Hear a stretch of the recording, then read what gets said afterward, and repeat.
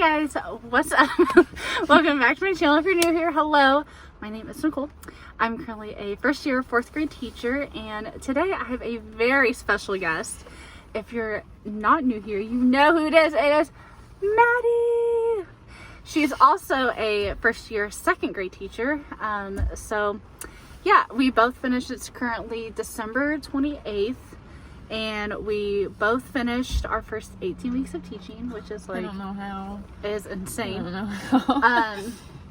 So we just are going to kind of reflect on our first 18 weeks of teaching and just kind of talk about like what we have learned and things that maybe like we want to try the next 18 weeks, different things like that. So yeah, you definitely should subscribe, like and subscribe. I post new videos every Monday.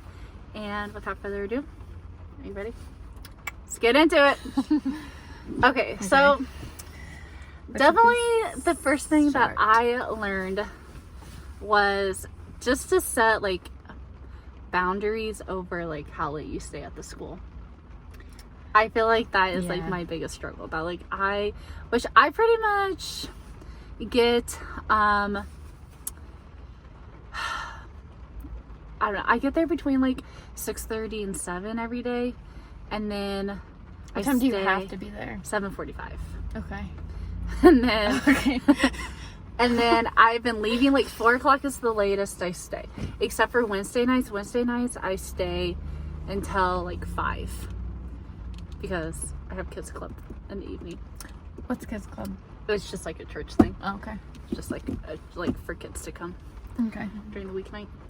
So I feel like I have a very like different personality than you though.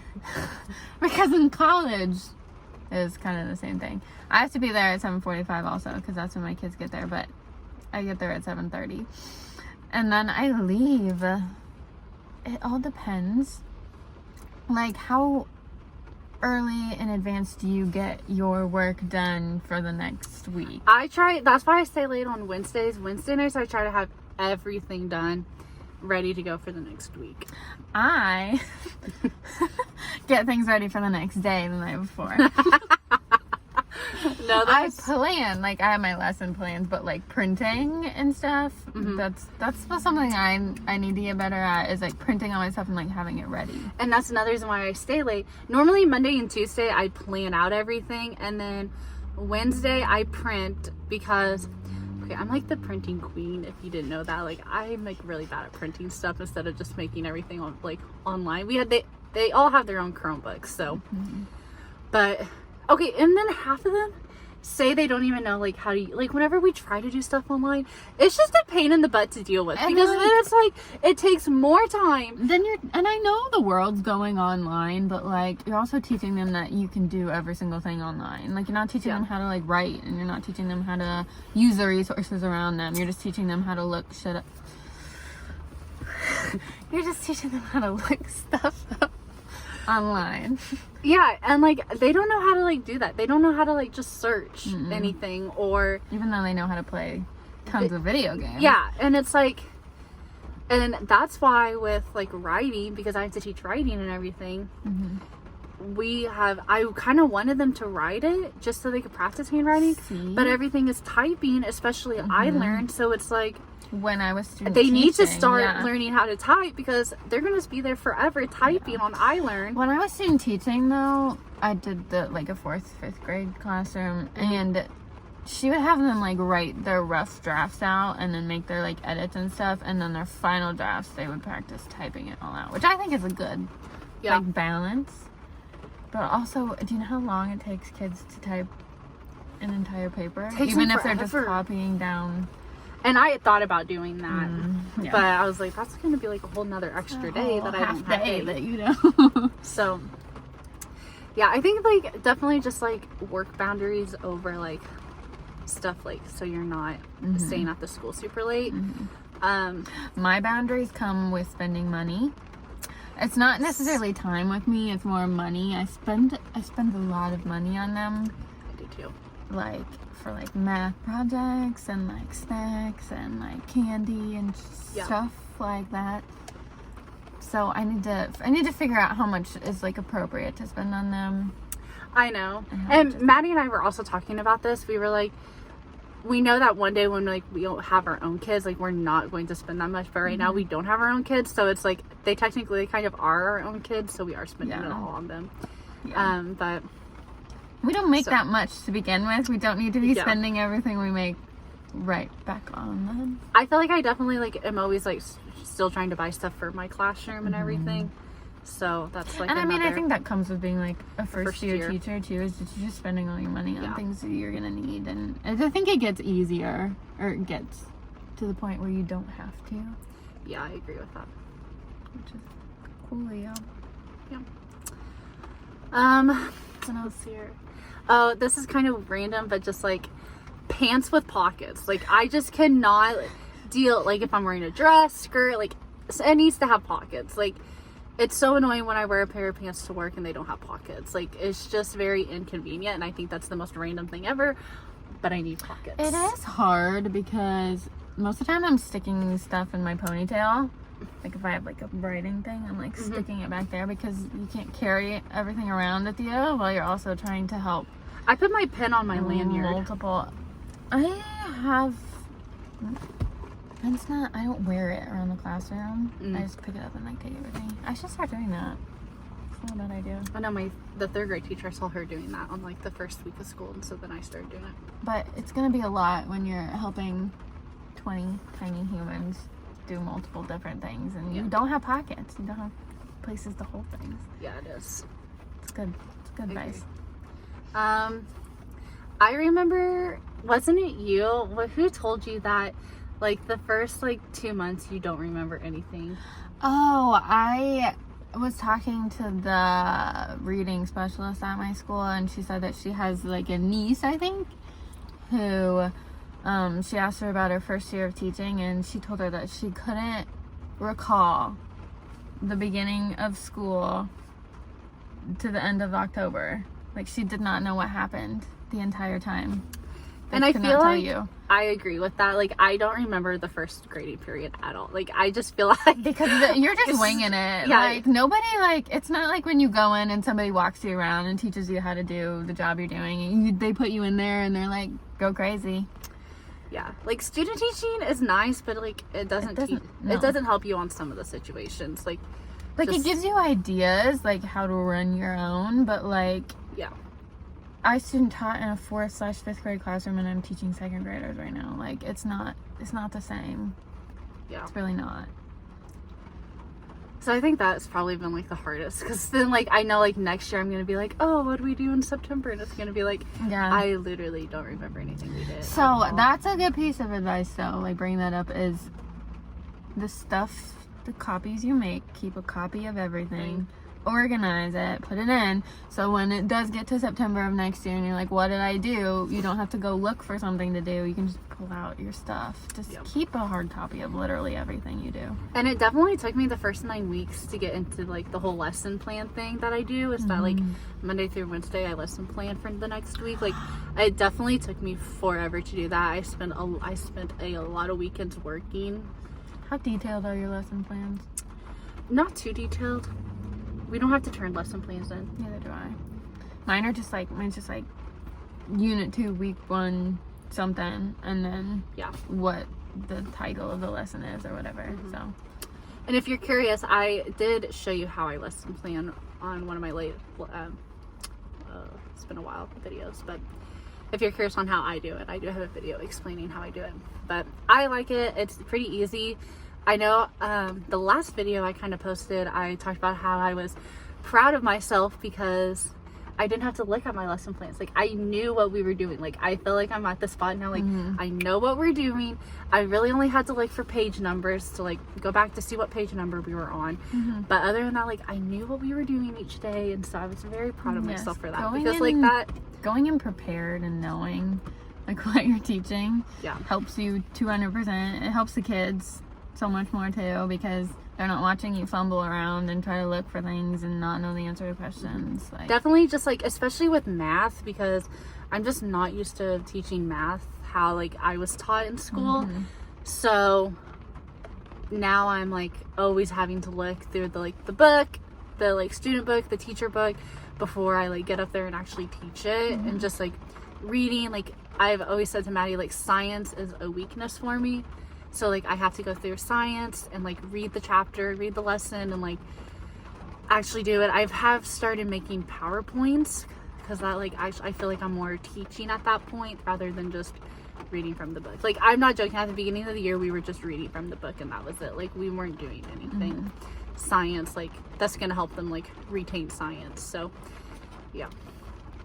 For science, I did a lot of like reading from the book, but then like I put in like a whole week of like doing like a week-long project like in between. I feel like is something that's would help you in school, because it is hard to teach science and there's not always time to teach science and social studies and stuff like that. So reading out of the book is really some of the only stuff you can do. And then if you try to just like incorporate something fun, even if it's not every day or every week.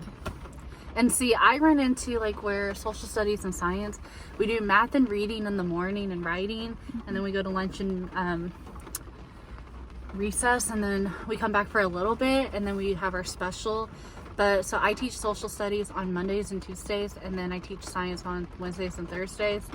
And then Friday, like I'm pretty much done teaching after till we get to lunch, because I have kids out of the room with like going down to for their IEP or speech, and then we have music.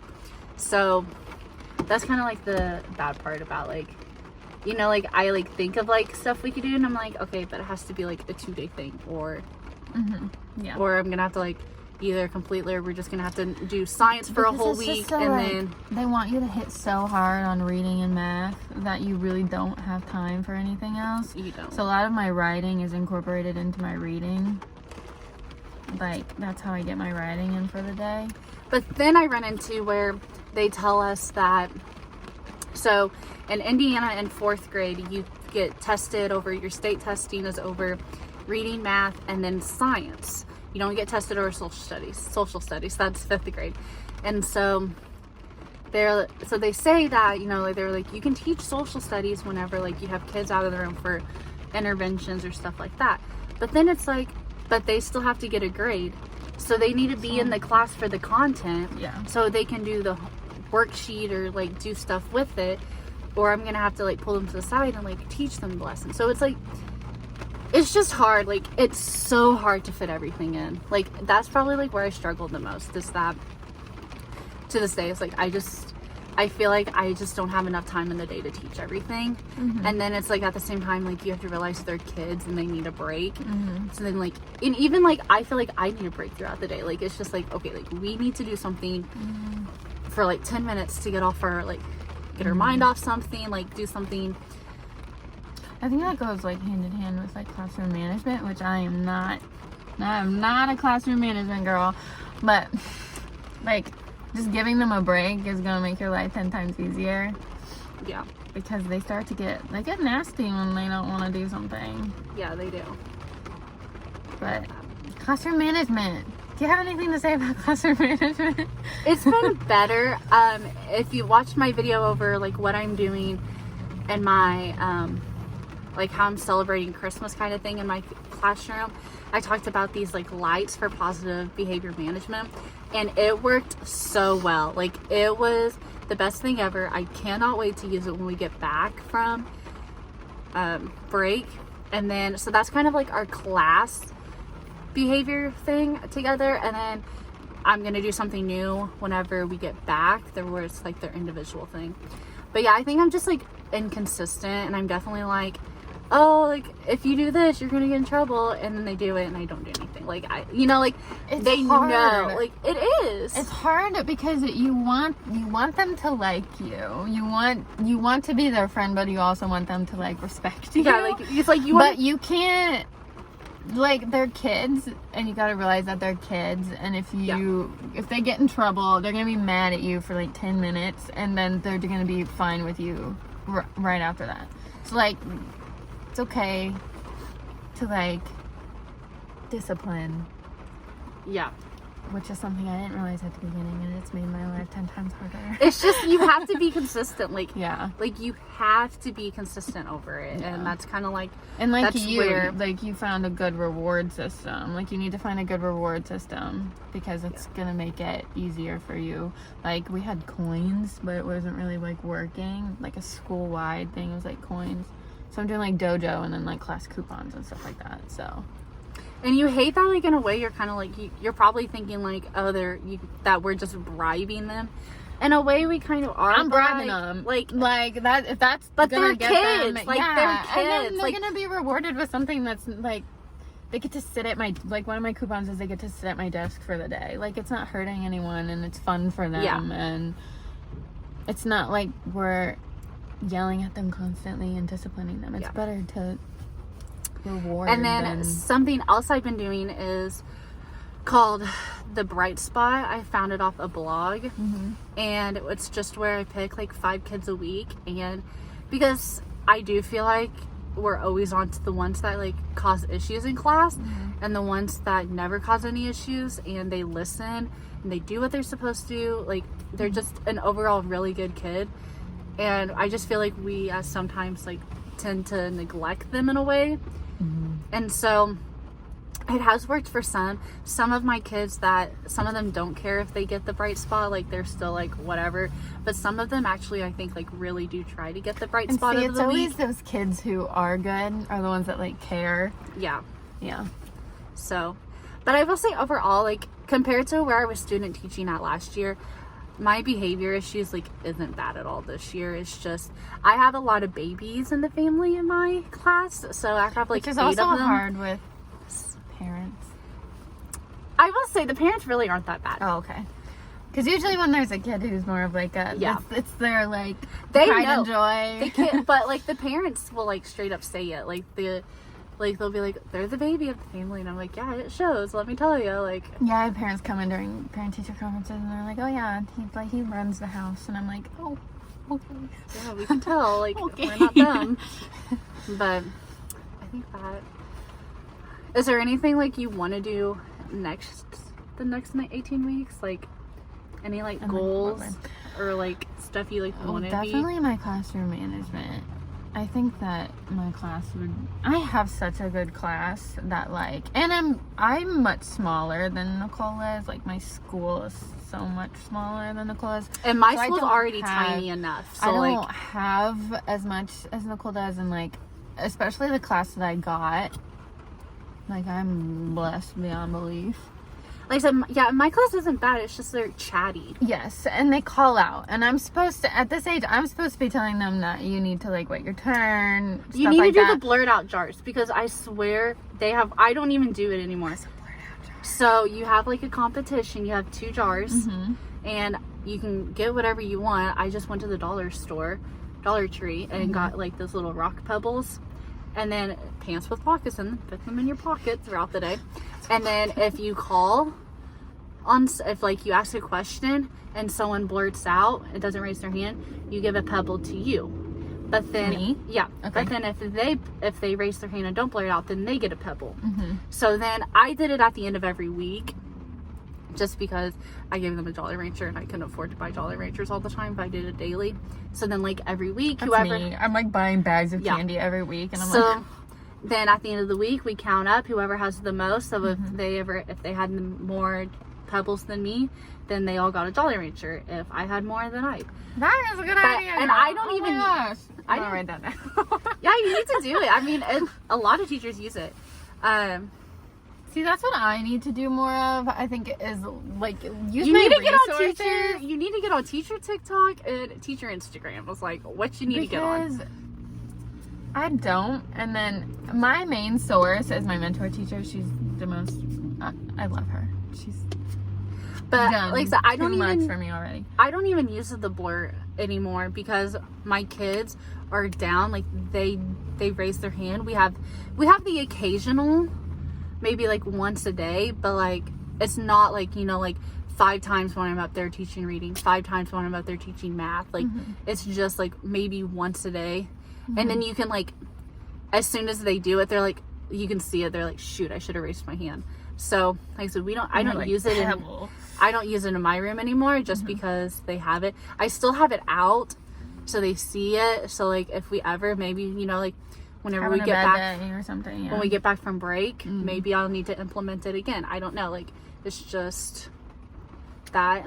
Another piece of advice I would give, this just brought up a thing in my head, is if you're coming back after COVID and your kids have been gone and they haven't been in the classroom and they haven't been socially, you know, put out there, you have to be very patient with them, because they're not gonna know how to interact with each other or in like a group setting, especially like young ones, like kindergarten, first and second. Yeah, because yours were in kindergarten. Yeah, and then so they were pretty much out that whole second semester, and then last year it was like remote back in. So like if your school's like that, you just have to be patient.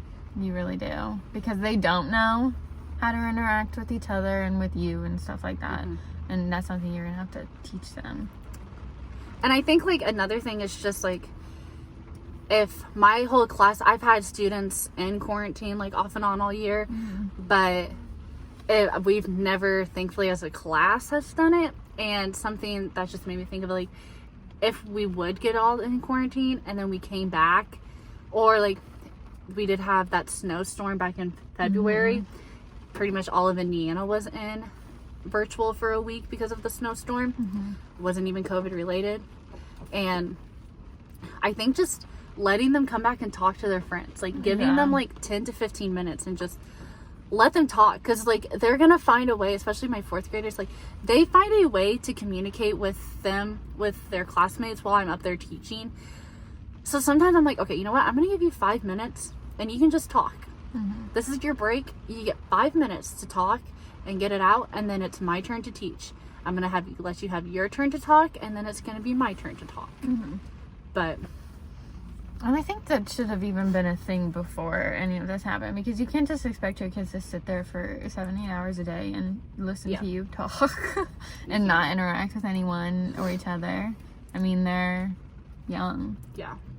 It's what they want to do. And I think you just forget that at times. Like, I definitely have forgotten that at times. I'm like, okay, I need to, like, be patient, and they need to talk. They need to be social. So, I think just that.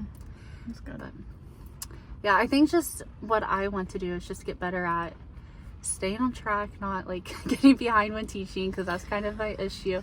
Especially in math, I get behind in teaching in math a little bit at times, and then at the end I'm like rushing, trying to get them to, like, so we're caught up by the end of the 9 weeks, and just being consistent with behavior, teaching on track, and probably lesson planning, like getting just, I feel like at times I just like, okay, I'm done, when it's like, you know, it's like just like the bear, like it's not really interactive, engaging them. So just different things like that. But you gotta be creative, man. You do. And teachers pay teachers have been like my best friend.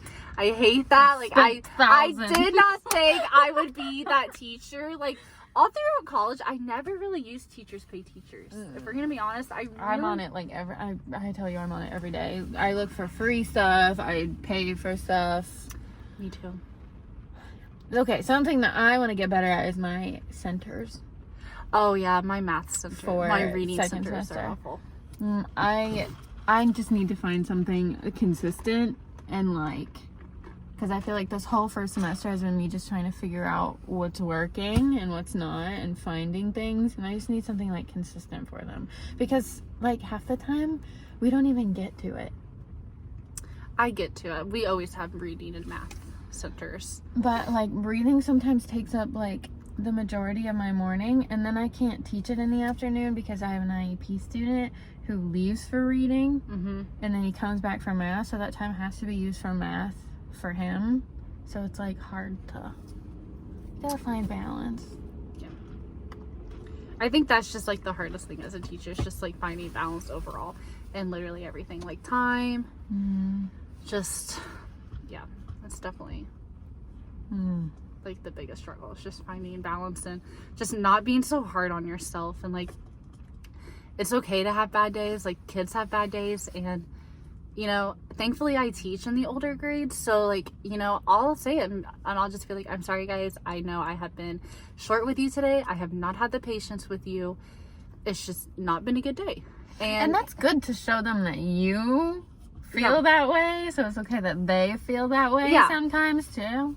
Because why are we going to sit there and lie to the kids like that? Like, we shouldn't lie to them like that. We should be totally honest. Because I had a kid come up to me because we went remote.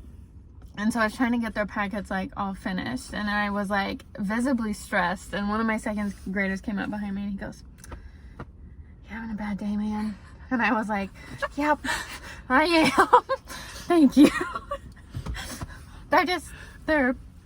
I love them. And I know some teachers are like, "Oh, you shouldn't show that side to the kids and everything." Like, no, like that's you being honest and real to the kids, and the kids need like that. showing them that they're allowed to feel that way too. Yeah, they're allowed to feel all kinds of ways. They're humans. But it's the way how we react to them. Yeah. And I think that's another issue in my class, like our self-control. Like, we don't know how to control ourselves whenever we feel an emotion. And so, you know, like, so you sitting there demonstrating that, like, you know, you have to show them. So yes, definitely true. So, okay, this is a 26-minute video. One more thing. Okay. And it's a question. Okay, so your teachers all throughout college. You're teached. You're taught all throughout college how to differentiate for a lower level student, but they don't tell you about how to differentiate for a higher level student. And that has been one of my biggest struggles this entire time. Is I have so many smart kids in my classroom, like, that I could be challenging so much, and I feel like I am in math, but I don't know how to challenge them in like reading and like stuff like that. I would just give them a like third grade reading passage and questions, or in my case it would be 5th grade. Because like I had this idea about like giving them a chapter book and then doing like a book club type of thing for them, so that I don't meet every day with my high level. They read their chapter of that chapter book, they have their book club about it where they answer specific questions, and then they're done. And then the other days they meet with me and we do stuff. The annoying thing with my high levels is that like they can be on their own. It's just that none of them get along with each other. They all start wanting to be in charge of each other. Because there's so many like strong-headed personalities, because they're so smart that I'm constantly looking over and they're like arguing, or they're like yelling, or they're not doing what they're supposed to be doing. I've made a group go back to their seat one day over it. And they were like, and then one of the kids came up to me and I go, "Nope, you had your chance." I go, "Nope, I'm not helping you." I have this little sign on my desk that says, "Ask 3 before me." And I'm like, don't talk to me while I'm in reading groups. But yeah, and I think like that's the annoying part with like my high levels. Like, you guys know how to do it. You don't need the help. It's just, and I have to put an adult with you because you can't get along with each other. And I don't have any aides in my classroom because I don't need them, because I have very few students, but like I constantly have to be watching while I'm trying to help the kids who are actually in the group that I'm with. Yeah, I know my principal, over my evaluation that she gave on me, she's like, "You did a really good job. It's just your high levels, you don't ask like high questions for them."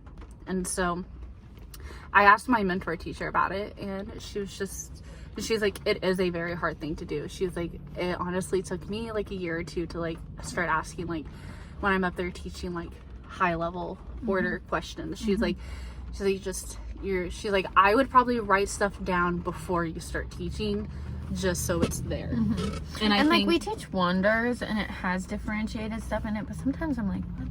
Yeah, because we are taught in college that like for high levels you're not just supposed to give them more work. Like, they don't just get more questions than like someone with like, you know, your lower level, but and on level, like they're just supposed to get higher order thinking questions. So yeah, I would honestly just like look at like fifth grade. Well, if third grade work for you, like, but it'd be fifth grade work for me. Like, if you're like wanting something challenging as that. But I think just asking questions in higher is kind of hard. And it's just something like, because it's all they did in college was like, here, make sure you're differentiating for your lower level students. But they hit a lot on like, don't forget about your higher students, but they never really taught us how. Yeah, I agree. Okay, is that it? Well, Maddie, I am very proud of you for completing your first 18 weeks of teaching. You too. I honestly feel like we are like very strong women who can teach. So I'm very proud of us for it. But yeah, okay. So don't forget to like and subscribe and follow along for my next 18 weeks. And I will see you guys soon. Bye.